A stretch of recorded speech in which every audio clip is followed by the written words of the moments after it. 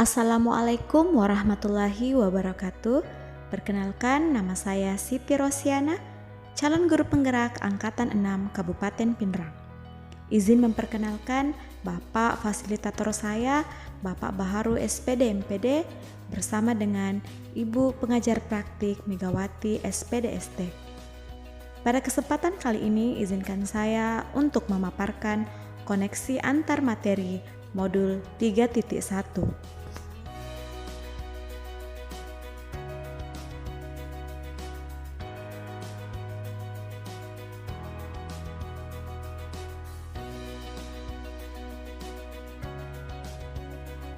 Pandangan Ki Hajar Dewantara dengan Pratap Trilokah berpengaruh terhadap bagaimana kita sebagai pemimpin pembelajaran mengambil sebuah keputusan. Pratap Trilokah yang digagas oleh Ki Hajar Dewantara yaitu yang pertama Ingarso Sungtulodo yang menegaskan bahwa setiap seorang pemimpin pembelajaran hendaknya memberikan teladan dan contoh akan keputusan yang bijak bagi murid-muridnya. Yang kedua, Ingmadya Mangunkarso yang menegaskan bahwa sebagai pemimpin dalam mengambil keputusan hendaknya mampu memberdayakan dan membangun kerukunan murid.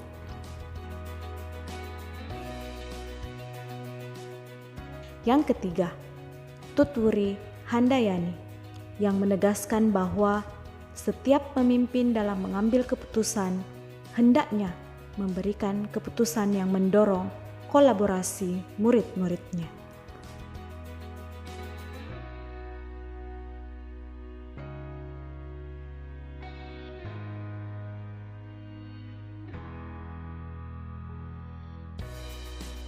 Guru sebagai pemimpin pembelajaran seharusnya menerapkan pengambilan keputusan yang berpihak pada murid dengan menerapkan 4 paradigma, 3 prinsip dan 9 langkah pengambilan keputusan.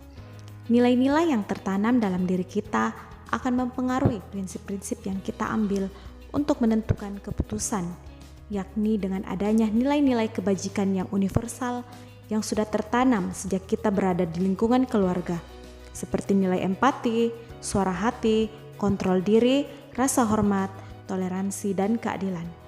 Dengan adanya nilai-nilai tersebut sehingga menjadi acuan kita dalam mengambil keputusan yang akan kita tetapkan.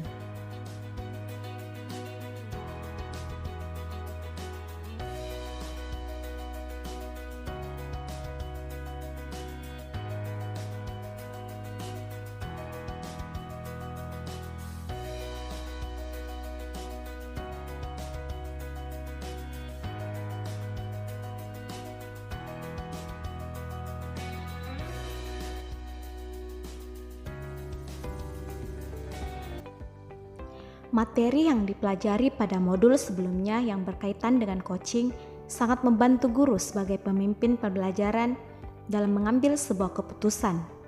Pada sesi coaching, saat guru menjadi coach, guru dapat mengeksplor berbagai solusi optimal serta mengembangkan potensi yang dimiliki oleh murid, dan kita dapat mengidentifikasi masalah apa yang sebenarnya terjadi dan membuat pemecahan masalah secara sistematis. Tentunya hal ini berimbas pada pengambilan keputusan yang berpihak pada murid dengan tetap mengoptimalkan potensi yang ada pada murid.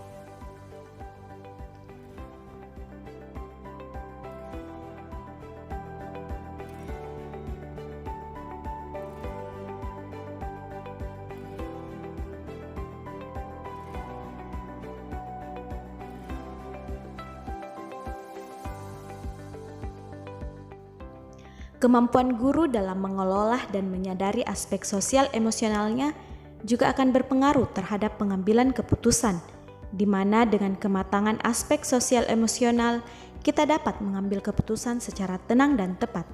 Artinya tidak terburu-buru.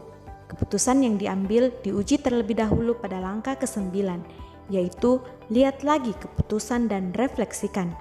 Di sana kita dapat menggunakan kematangan sosial emosional kita untuk memikirkan kembali apakah keputusan yang akan kita ambil itu sudah tepat.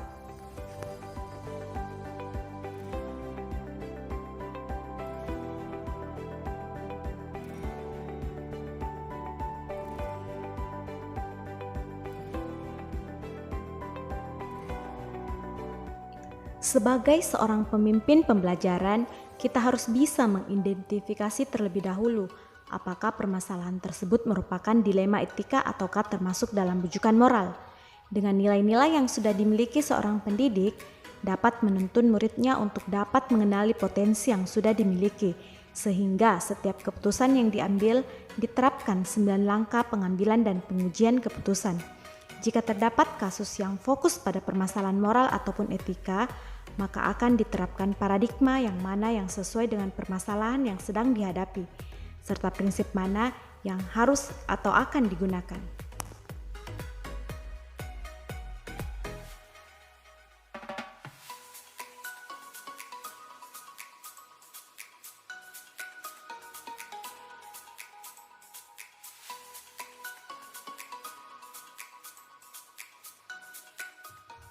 Untuk dapat mengambil keputusan yang tepat, hal yang harus kita lakukan pertama kali yaitu dengan melakukan identifikasi atas permasalahan yang dihadapi, apakah termasuk dilema etika atau bujukan moral.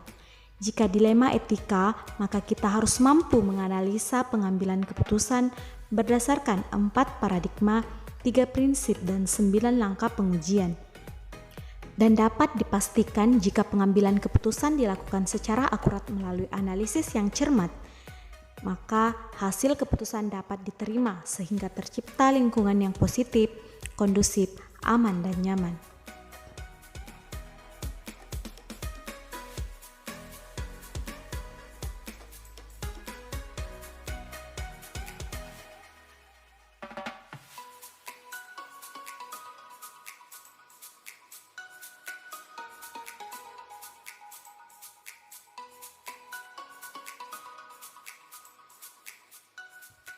Tantangan yang saya alami di lingkungan tempat saya bekerja adalah sering terjadi perbedaan pandangan antara pihak-pihak yang terlibat, sehingga kadang-kadang hal ini menimbulkan kesalahpahaman. Dengan demikian, keputusan yang diambil terkadang tidak melibatkan seluruh warga sekolah. Kesulitan ini kembali ke masalah perubahan paradigma. Seharusnya semua ekosistem yang ada di sekolah harus saling berkolaborasi untuk mewujudkan tujuan bersama.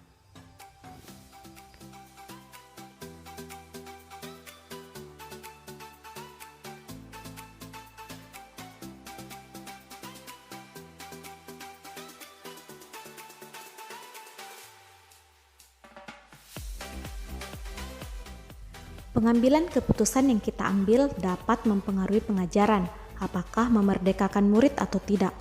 Misalkan keputusan bagaimana menyusun strategi pembelajaran yang dapat mengakomodir kebutuhan belajar masing-masing siswa.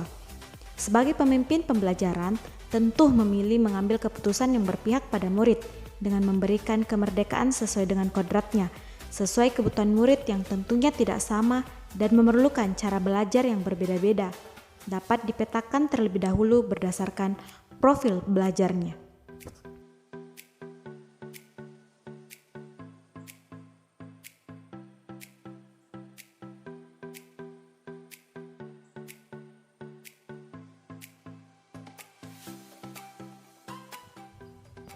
Sebagai pemimpin pembelajaran, tentunya harus mampu mengambil keputusan yang tepat dan bijaksana, karena akan memberi dampak jangka panjang terhadap masa depan murid kita.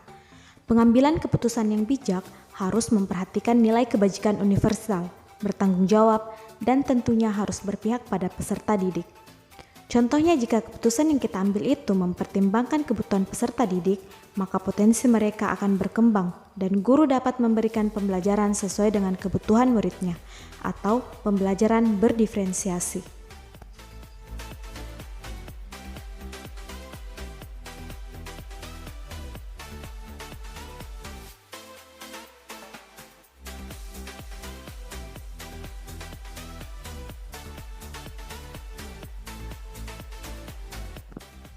Berdasarkan keterkaitan dengan modul-modul sebelumnya dengan pembelajaran yang terdapat pada modul 3.1 ini, dapat disimpulkan bahwa pengambilan keputusan adalah suatu keterampilan yang harus dimiliki oleh seorang guru dan harus berlandaskan pada filosofi Ki Hajar Dewantara yang dikaitkan sebagai pemimpin pembelajaran, di mana pengambilan keputusan harus berdasarkan budaya positif dengan menggunakan alur bagja yang mengantarkan pada lingkungan yang positif, kondusif, aman dan nyaman.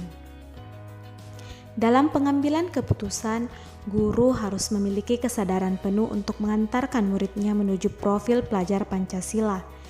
Dalam perjalanan menuju profil pelajar Pancasila, ada banyak dilema etika ataupun bujukan moral, sehingga diperlukan langkah pengambilan dan pengujian keputusan, di mana dalam proses pengambilan keputusan harus dilakukan dengan cermat, agar hasilnya dapat menciptakan lingkungan yang positif dan kondusif, dan juga berpihak pada murid demi terwujudnya merdeka belajar.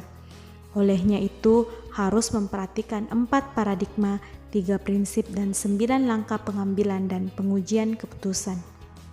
Sebagai pemimpin pembelajaran, proses pengambilan keputusan setidaknya harus berpedoman pada filosofi Ki Hajar Dewantara dengan pratap Triloka yang berlandaskan nilai dan peran seorang guru penggerak, berpedoman pada pembelajaran berdiferensiasi, serta memiliki kompetensi sosial emosional dan juga memiliki keterampilan coaching yang baik dalam menjalankan langkah-langkah pengambilan keputusan.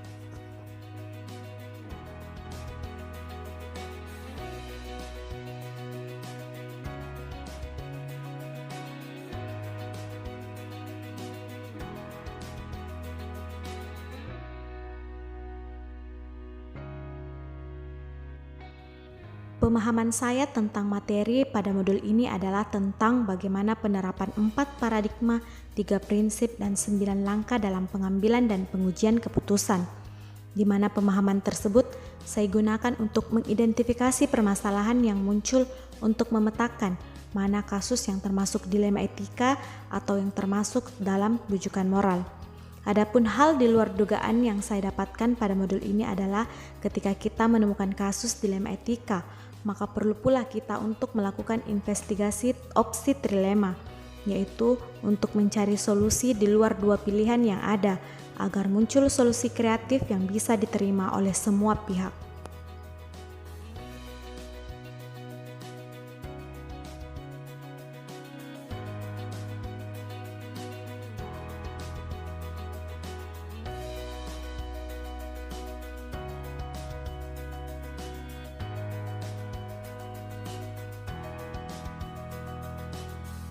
Dalam kehidupan sehari-hari, khususnya di lingkungan sekolah, sering sekali kita dihadapkan pada permasalahan, baik itu yang termasuk dalam dilema etika maupun bujukan moral.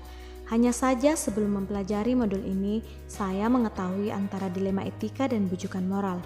Dan penyelesaian permasalahan yang ada, saya hanya menggunakan cara yang menurut saya itu sudah benar dan sesuai dengan pelanggaran yang dilakukan oleh murid.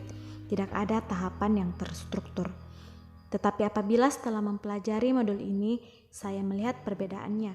Karena dari modul ini saya jadi mengetahui bahwa dalam memutuskan dan mengambil sebuah keputusan ada 4 paradigma, 3 prinsip, dan 9 langkah pengambilan dan pengujian keputusan.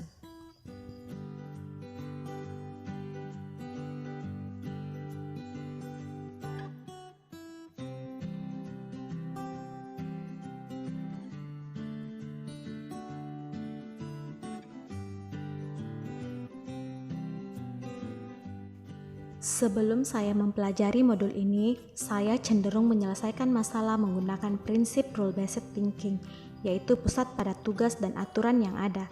Tetapi setelah saya mempelajari modul 3.1 ini, saya lebih banyak mengelola rasa empati saya untuk memutuskan sesuatu dengan menggunakan rasa peduli atau care-based thinking. Selain itu, dampaknya juga saya mampu membedakan setiap kasus yang saya hadapi, apakah termasuk dalam dilema etika ataupun bujukan moral. Dengan begitu, saya tahu paradigma apa yang terjadi pada kasus tersebut sehingga saya dapat menggunakan prinsip dan langkah-langkah pengambilan keputusan yang tepat.